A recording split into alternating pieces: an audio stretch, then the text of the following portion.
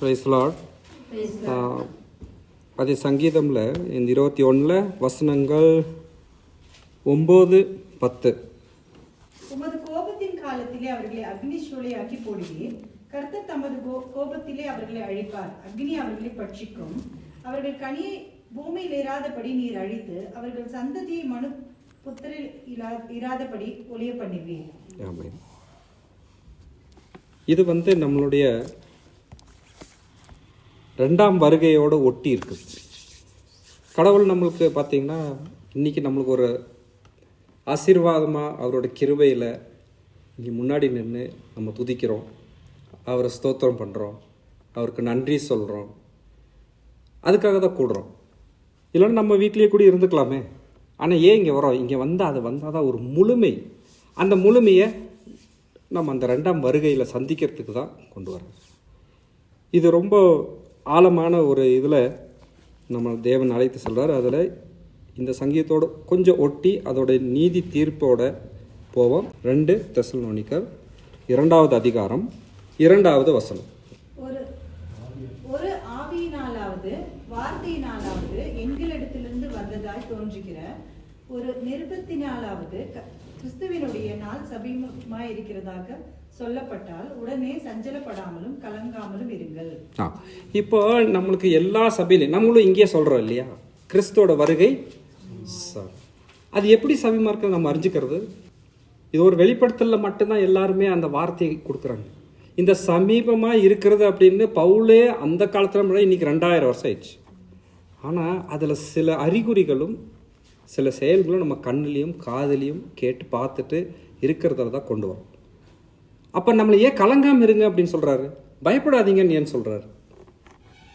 ஏன்னா அந்த 2ஆம் வருகைக்கு முன்னாடி நடக்கக்கூடிய காரியங்கள் அதை நினச்சி ஆக்சுவலாக தியானிக்கும் போது நேற்று சும்மா எடுத்து இந்த காரியம் பேசிகிட்டு இருக்கும்போது மறுபடியும் அதை தியானிக்கும் போது அதோட ஆழங்கள் ரொம்ப ஜாஸ்தி இருக்குது. அதை நினச்சி பார்த்தாலே நம்மளுக்கே அப்படியே என்ன சொல்கிறது, பயத்தில் ஒரு கொலையெல்லாம் நடுங்குதுன்னு சொல்லுவாங்க இல்லை, அந்த மாதிரியான ஒரு இதுதான் நம்மளுக்கு இருக்குது. அந்த 3ஆவது வசனம் படிங்க. எவ்விதத்தினாலும் ஒருவனும் உங்களை மோசம் போகாதபடிக்கு எச்சரிக்கையாயிருங்கள். ஏனெனில் விசுவாச துரோகம் முந்தி நேரிட்டு கேட்டின் மகனாகிய பாவ மனுஷன் வெளிப்பட்டால் ஒழிய அந்த நாள் வராது. புரிஞ்சதுங்களா? முதல் அந்த சத்துரு வெளிப்படுதல் வெளியில வரணும். இன்னைக்கு வெளியில நிறைய வந்துட்டான் பாருங்க. எந்த விதத்துல, எல்லா விதத்திலையும் அவன் வெளியில வந்திருக்கிறான். ஒரு விஷயத்துல கூட அவன் அடைக்கப்படல. ஸ்லோவா அவன் அந்தி கிறிஸ்துவோட இது ஸ்லோவா வெளியில வந்துட்டே தான் இருக்கு. அவன் வெளியில எல்லா வகையிலும் இருக்கு பாருங்க. இன்னைக்கு எத்தனை மக்களுக்கு விரோதமான செயல்கள், பொய்கள், குற்றங்கள், மனிதனை அழிக்கக்கூடியது. நம்மளுடைய தேவ வார்த்தையை அப்படியே அதை மாற்றி மனுஷனுக்குரியதை மனுஷனை துதிக்கவோ மனுஷனை கொண்டு போய் மேலே வைக்கிறதுக்கான செயல்கள் நிறைய வந்துச்சு. இன்னைக்கு அநேக சபைகள்லையும் சரி, நிறைய காங்கிரிகேஷன்லையும் சரி, ஆராதனை பாருங்க, கடவுள் பேரில் ஆரம்பிக்கிறோம், ஆனால் கடைசியில் போய் முடிக்கும் போது மனுஷனில் தான் முடிக்கிறாங்க. எல்லாருமே என்கிட்ட வரணும், நான் தான் அப்படிங்கிறது. ஸோ முதல்ல யார் விழணும்? சத்துரு விழணும். அதுதான் 3ஆவது அங்கே போட்டிருக்கு பாருங்க. அந்த ஃபர்ஸ்ட் அடி பண்ணி எவ்விதத்தினாலும் ஒருவனும் உங்களை மோசம் போகாதபடிக்கு எச்சரிக்கையாயிருங்கள். ஏனெனில் விசுவாச துரோகம் ஃபர்ஸ்ட் விழுவான். விசுவாசம் நம்ம பிடிச்சுக்கணும், நம்மளும் விசுவாசமா இருக்கணும். இது 2 விஷயம் இருக்குது. கடவுள் மேல விசுவாசம் வைக்கிறோம். there is faith in God. are we faithful? நம்ம அந்த விசுவாசத்தோடு இருக்கிறோமா? விசுவாசம் வேற, விசுவசிக்கிறது வேற. கடவுளோட விசுவாசத்தோட நடக்கிறோமா? நம்மளை ஃபஸ்ட்டு அரைஞ்சிக்குவோம். ஏன்னா நம்ம சபையில் ஃபஸ்ட்டு இந்த விசுவாசம் காலூன்றி நின்னா தான் 2ஆம் வருகையில் அவருக்கு முன்னாடி அந்த அன்பில் பூர்ணம் பட்டு அந்த உண்மையை எடுத்து நம்ம பண்ண முடியும். இல்லைன்னா நம்மளால் வர முடியாது. அதே பாருங்க, அடுத்தது படி.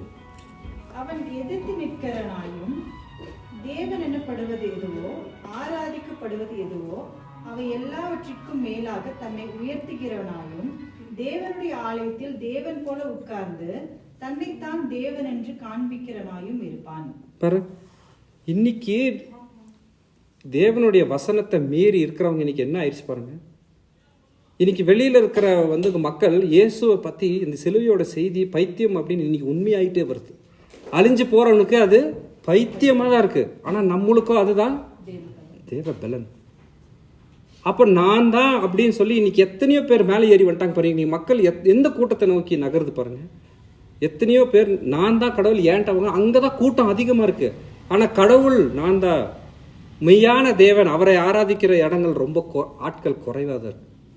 தேவனுடைய வார்த்தை அதிகமாக பழுகி பெருகிற இருக்கிற இடங்கள்ல கொஞ்சம் கூட்டங்கள் அதிகமாக வந்துக்கிட்டே இருக்கு. தானியேல் 7:25 அந்த வசனத்தை ஒட்டி தான் இது வருது. நம்ம தெசலோனிக்கரில் இப்போ பார்த்து அந்த வசனத்தை ஒட்டி தான் வருது.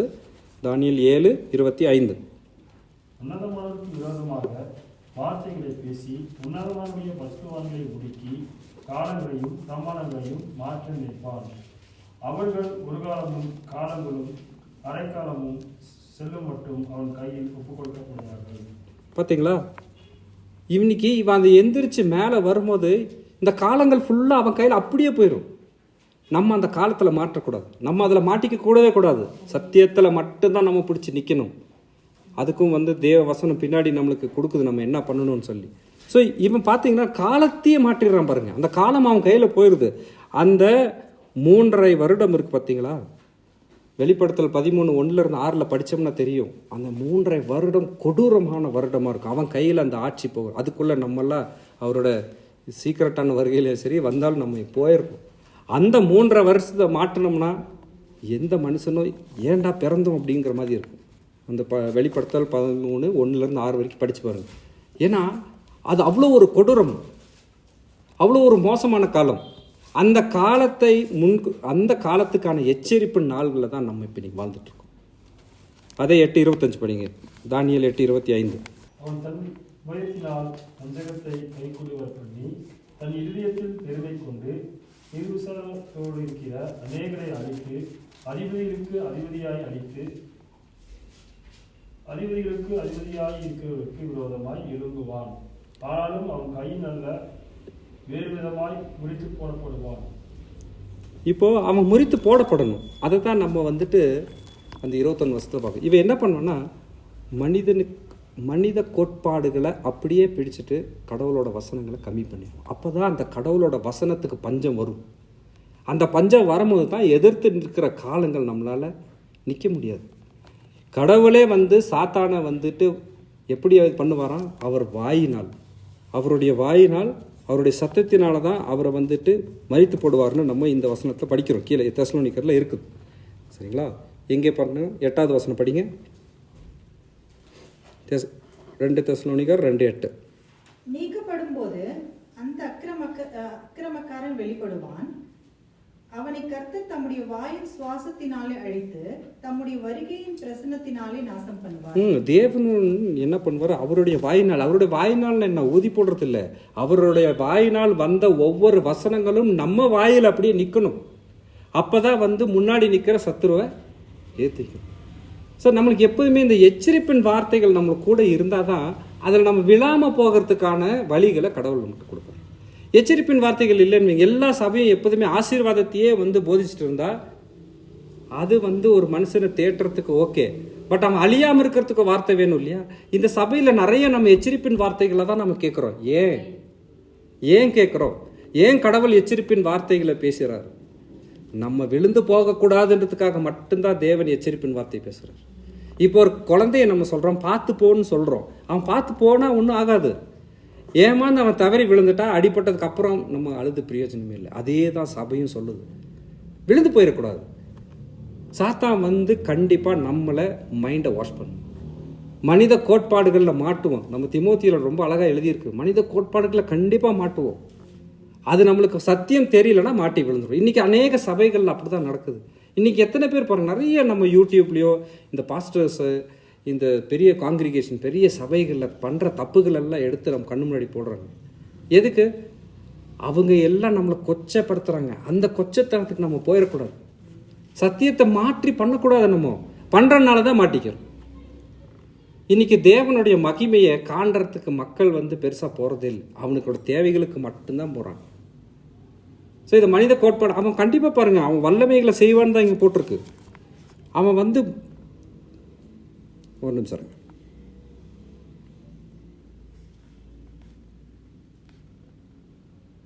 9 படிங்களேன். அதே அடுத்த வசனம். அக்கிரமக்காரனுடைய வருகை சாத்தானுடைய செயலின்படி சகல வல்லமையோடும் அடையாளங்களோடும் பொய்யான அற்புதங்களோடும் கெட்டு போகிறவர்களுக்குள்ளே அநீதியினால் உண்டாகும். பாருங்க, அவன் அந்த பொய்யான ஒரு மிரக்கல்.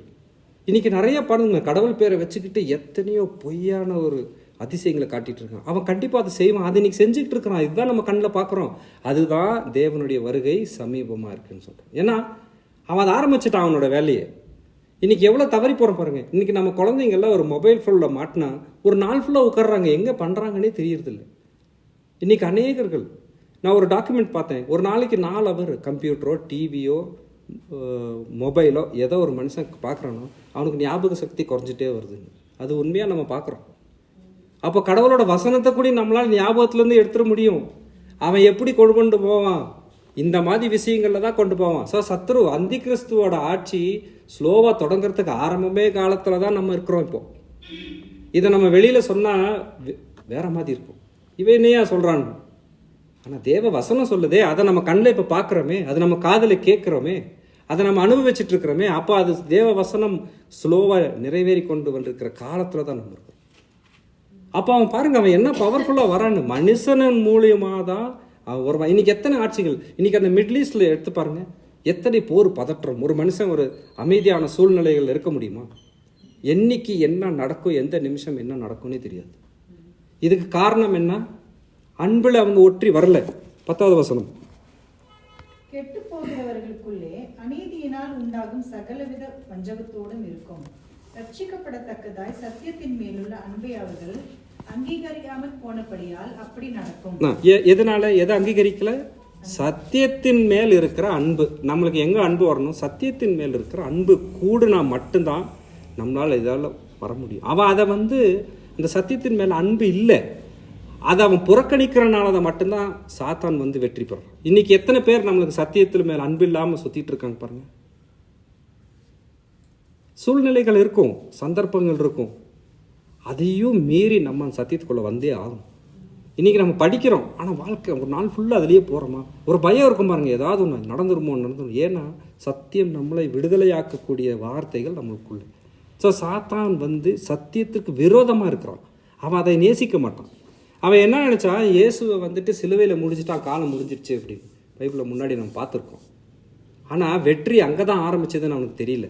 அது அவனை முற்றிலுமாக அழிக்க போறாருன்றது அவனுக்கும் தெரியவே இல்லை.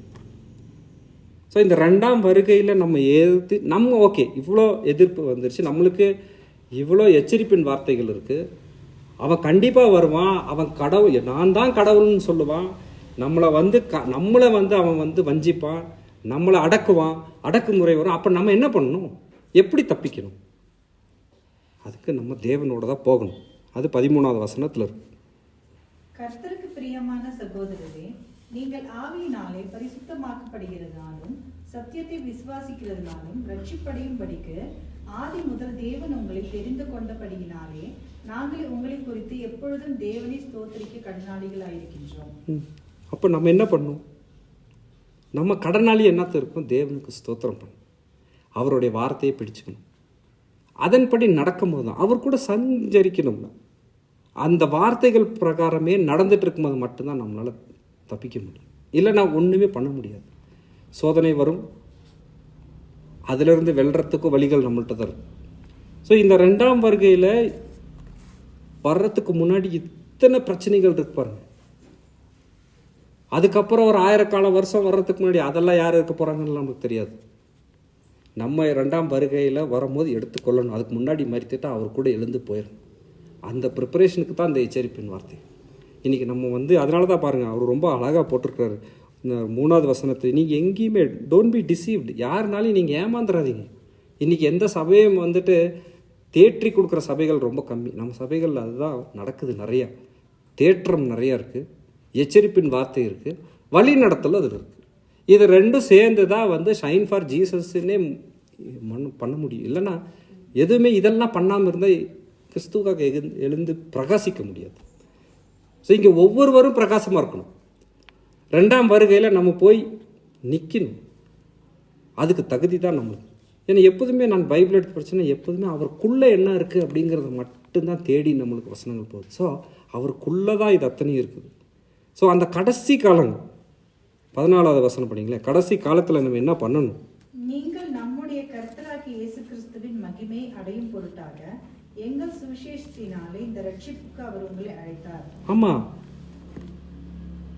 நற்செய்தி காஸ்பிள் அவருடைய வார்த்தைகளால் மட்டும்தான் அழைத்திருக்கிறார். இந்த அழைப்பில் மட்டும் நம்ம போயிட்டா போதும், வேற எதுவுமே தேவையில்லை. நம்ம அழைத்தவர் வெறுமையை அழைக்கல, கொடுத்து தான் அழைச்சிருக்கிறார். இந்த அழைப்பு நம்ம எப்போதுமே பெற்றிருக்கணும், நம்ம கையில் எப்போதுமே இருக்கணும். அது தேவ வசனமானது வார்த்தையில் இருக்கணும். அவர் எப்படி சாத்தானே தன் வாயினால் எடுத்து அவன் வசனத்தினால் அழிக்க போறாரோ அதே தான். எல்லாம் ஒருத்தன் கூடிய அவன் எழும்பக்கூடிய நாள் வந்துருச்சு அப்படிங்கிறத நம்ம புரிஞ்சுக்கணும். ஏன்னா இதை நம்ம கண்ணிலே பார்க்குறோம், காதில் கேட்குறோம், அனுபவித்து கொண்டு இருக்கிறோம். போர் வந்துருச்சு, நிலநடுக்கம் வந்துருச்சு, நெருப்புனால பிரச்சனை வந்துருச்சு, சத்துருவின் எழுப்புதல் பார்த்தோம்னா அதுவும் நம்மளுக்கு ஸ்லோவாக ஆரம்பிச்சிருக்கு. அது நம்மளுக்கு காலங்கள் ரொம்ப இல்லை. இயேசுவோட நாமம் உலகம் முழுவதும் எட்டணும். அதுவும் இன்றைக்கி இருக்கிற மீடியாவில் அது ஃபாஸ்ட்டாக பரவிக்கிட்டு தான் வருது.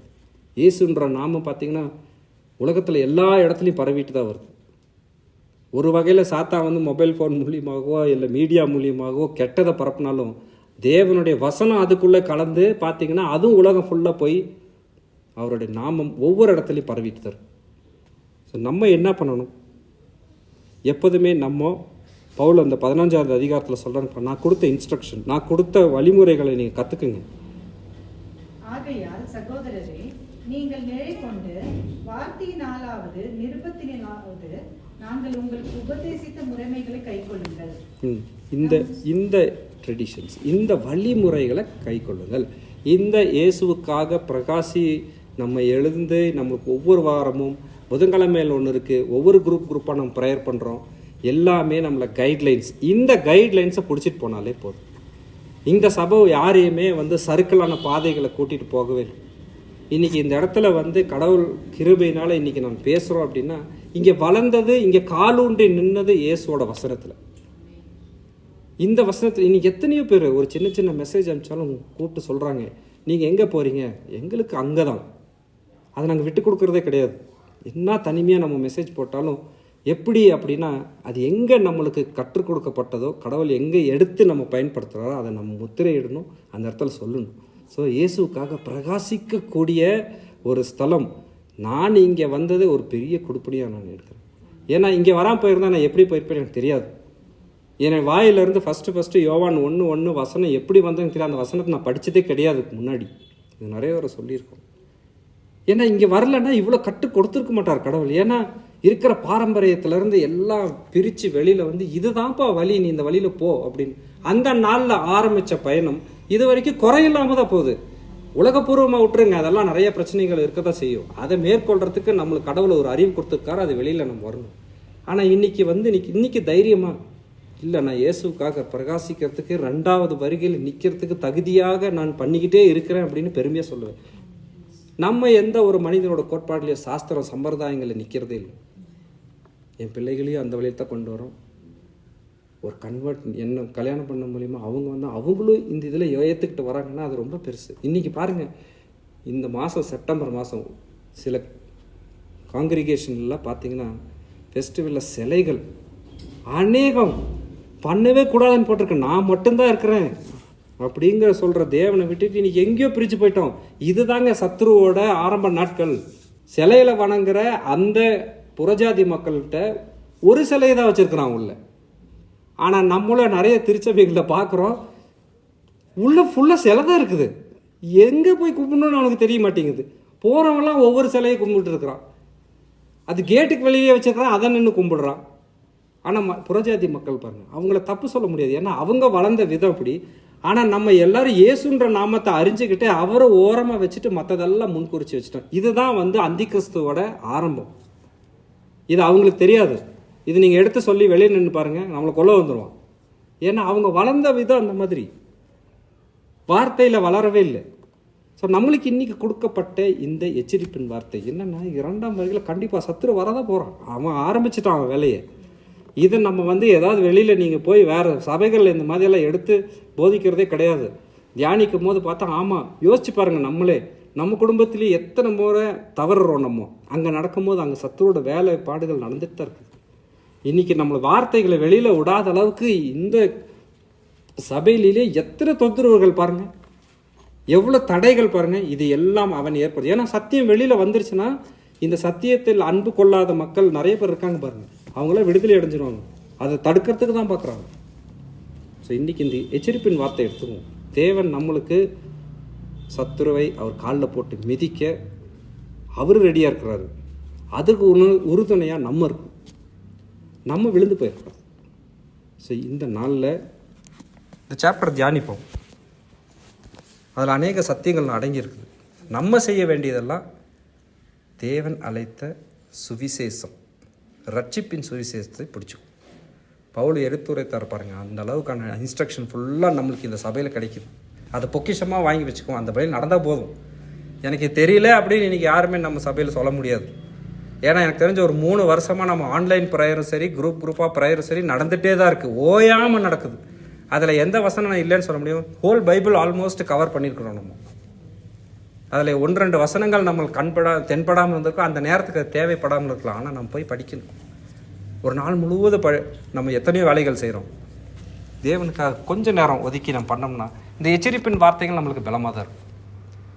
அதன்படி நடப்போம். 2ஆம் வருகையில் நிற்கக்கூடிய மக்களாக இருப்போம். ஆமென்.